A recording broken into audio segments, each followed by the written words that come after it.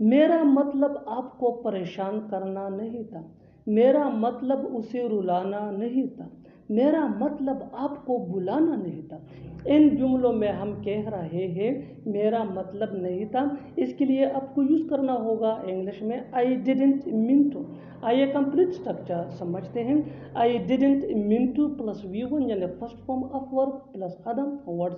अच्छी तरह समझने के लिए कुछ मिसालें देखते हैं।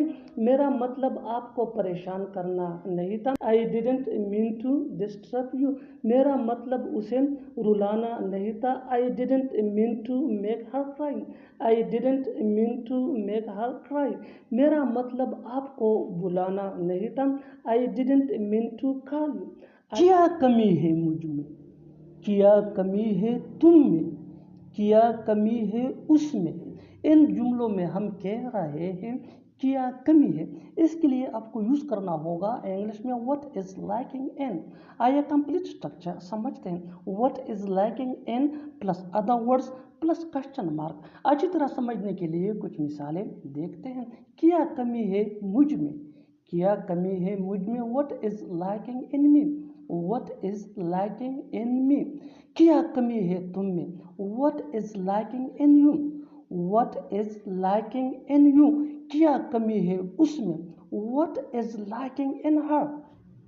तुम्हें यहाँ रहने का कोई हक नहीं है, तुम्हें बोलने का कोई हक नहीं है, मुझे वहाँ जाने का कोई हक नहीं है। ऐसे जुमले हम अपने day to day life in रोज़मर्रा ज़िंदगी में ज़रूर बोलते हैं या सुनते हैं। इन जुमलों में हम कह रहे हैं कोई हक नहीं है, इसके लिए आपको यूज़ करना होगा इंग्लिश में हैव नो राइट टू। आइए कंप्लीट स्ट्रक्चर समझते हैं। Subject plus have no right to plus V1 यानी first form of verb plus other words. अच्छी तरह समझने के लिए कुछ मिसालें देखते हैं। तुम्हें यहाँ रहने का कोई हक नहीं है। You have no right to live here, you have no right to live here. Live ये V1 है यानी फर्स्ट फॉर्म ऑफ वर्ब। तुम्हें बोलने का कोई हक नहीं है। You have no right to speak, you have no right to speak. Speak ये V1 है यानी फर्स्ट फॉर्म ऑफ वर्ब। मुझे वहाँ जाने का कोई हक नहीं है। I have no right to go there, I have no right to go there. Go ये V1 है यानी फर्स्ट फॉर्म ऑफ वर्ब। बिल्कुल हम स्ट्रक्चर को स्टेप बाय स्टेप फॉलो कर रहे हैं। आप भी इस स्ट्रक्चर की मदद से सीख सकते हैं, बना सकते हैं। ऐसे हज़ारों जुमले अंग्रेजी जुबान में आसानी say that can be really helpful for you.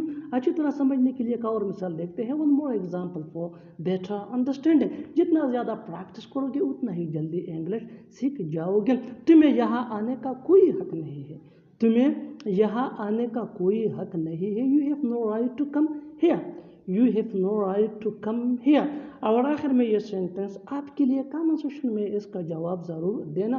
तुम्हें उससे बात करने का कोई हक नहीं है, तुम्हें उससे बात करने का कोई हक नहीं है। Subscribe to English PS for more advance English sentence structure. Thanks man.